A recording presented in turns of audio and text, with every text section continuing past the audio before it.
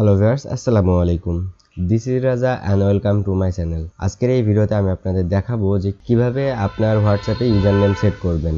আপনার WhatsApp number আর কাউকে দিতে হবে না, এখন শুধুমাত্র একটি ইউজার নেম দিয়েই হোয়াটসঅ্যাপে আপনাকে খুঁজে পাওয়া যাবে। এটা কিভাবে কাজ করবে, কবে পাবেন আর কিভাবে ইউজার নেম সেট করবেন সবকিছুই দেখাবো আজকের এই ভিডিওতে। চলুন ভিডিওটি শুরু করা যাক। তো বন্ধুরা, এটা করার জন্য আপনাদের যেই হোয়াটসঅ্যাপ থেকে করতে চাচ্ছেন সেই হোয়াটসঅ্যাপের ভিতরে চলে যাবেন।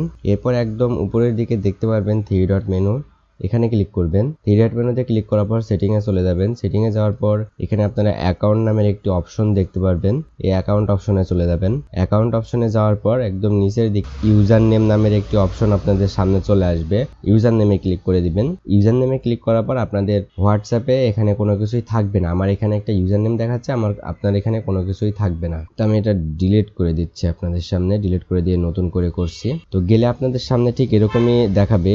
এখানে আপনাদের বলবে ক্রিয়েট ইউজার নেম, অথবা আপনাদের ফেসবুক কিংবা ইনস্টাগ্রাম আইডি লগ ইন করতে। যদি ফেসবুক লগ ইন করে তাহলে ফেসবুকের পেজ অনুযায়ী আপনাদের ইউজার নেমটা এখানে সেট হয়ে যাবে, আর ইনস্টাগ্রাম লগ ইন করলে ইনস্টাগ্রামের নেম অনুযায়ী আপনাদের ইউজার নেমটা এখানে অটোমেটিক্যালি সেভ হয়ে যাবে। তো এখান থেকে যদি আপনি নতুনভাবে ক্রিয়েট করতে চান তাহলে ক্রিয়েট ইউজার নেমে এটাতে ক্লিক করে দিবেন। এরপর এখানে আপনি যে ইউজার নেমটা দিতে চাচ্ছেন ইউজার নেমটা এখানে দিয়ে দিবেন। তো দেখতে পাচ্ছেন এই ইউজার নেমটা আমি এখানে দিছি, কিন্তু এখানে বলতেছে নট অ্যাভেলেবল। তো এর পাশে আমাকে সংখ্যা যুক্ত করতে হবে, অথবা যদি আপনি সাজেস্টেড ইউজার নেমে ক্লিক করেন তাহলে আপনাদের সাজেস্ট করবে কিছু ইউজার নেম। যদি এর ভিতরে আপনাদের পছন্দ হয়ে থাকে তাহলে দিবেন, আর যদি পছন্দ না হয়ে থাকে তাহলে আপনারা এখান থেকে আপনাদের নিজ মতো সংখ্যাও দিতে পারবেন। তো ইউজার নেমটা দেওয়ার পর আপনারা জাস্ট নিচে যে সেভ অপশন আছে এই সেভ অপশনে ক্লিক করে দিবেন। সেভ অপশনে ক্লিক করলে আপনাদের ইউজার নেমটা রিজার্ভ হয়ে যাবে, মানে আপনাদের ইউজার নেম ফিউচার যখন হোয়াটসঅ্যাপ কোম্পানি চালু করবে তখন কিন্তু আপনারা এই ইউজার নেমটা ব্যবহার করতে পারবেন। তাই এখন